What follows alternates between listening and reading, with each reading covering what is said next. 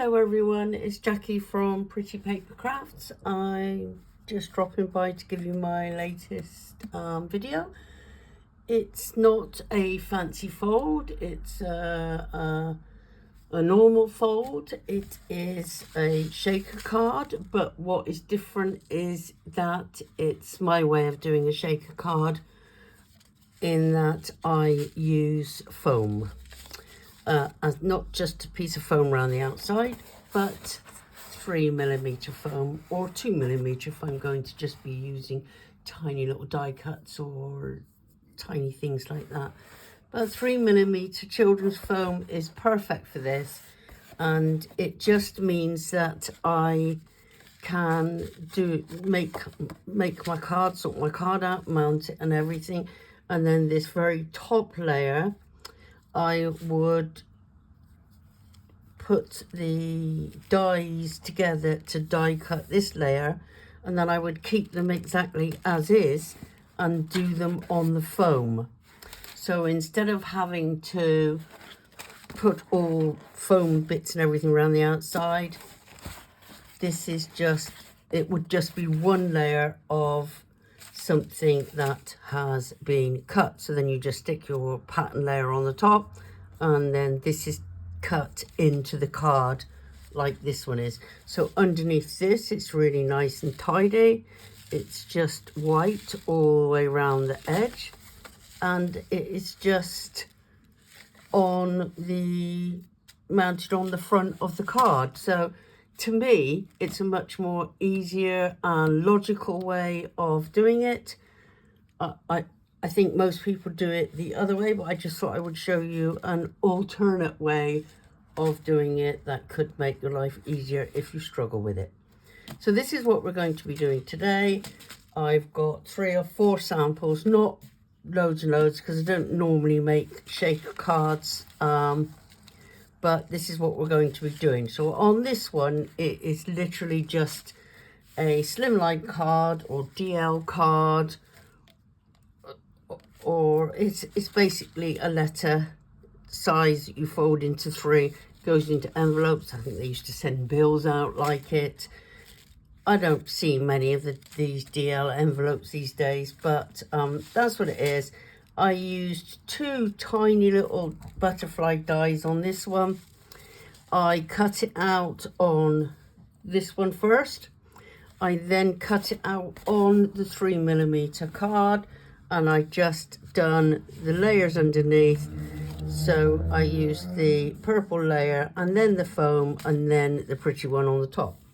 Now the only thing that I will say is with foam, you can only go across once with your die cut machine. You cannot do it twice, because if you do it twice, it comes back, it squashes it, and it cuts it in different places. So that is one tip. The other one is the acetate. Oh, that's coming away there. The acetate under here, glue doesn't like sticking to it. So you either need a really good wet glue, or you might need some red liner tape dotted around to hold it in place. Or like I use, a combination of both. So I use red liner tape in areas, and then a strong glue to hold that on the top. So that's that one. It is really, I'm quite pleased with that.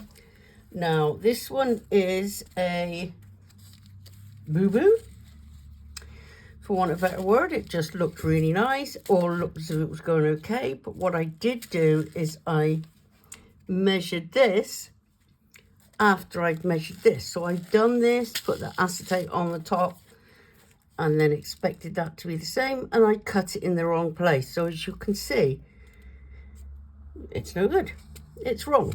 So I will still use this. I will cut it across and use it on a much smaller card, like a 4x3, and then mount it on a smaller card, so it's not going to be wasted.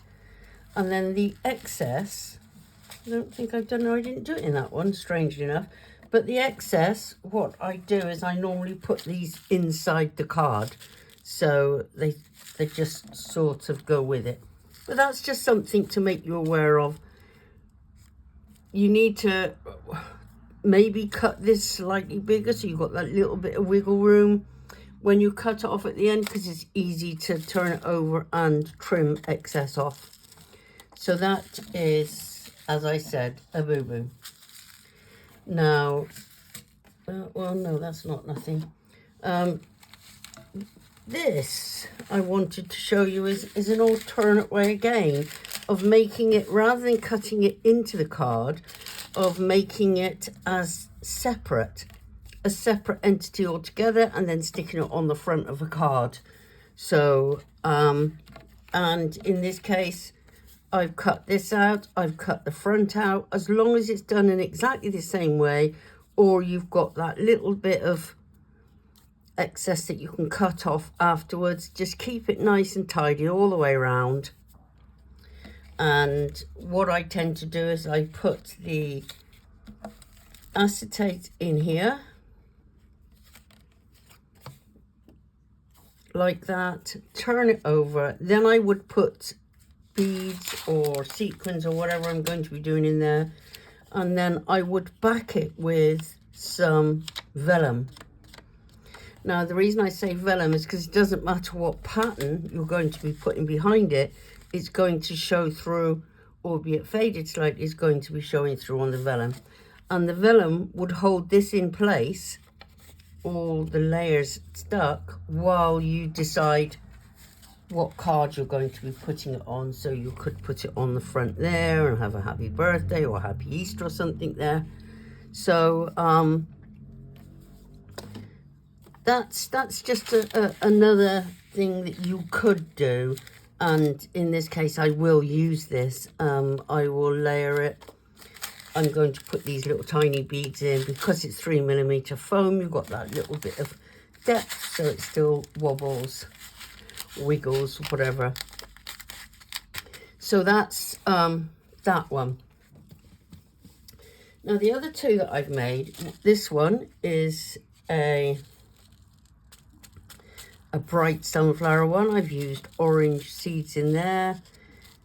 This is what I do. I haven't put the verses on here yet, but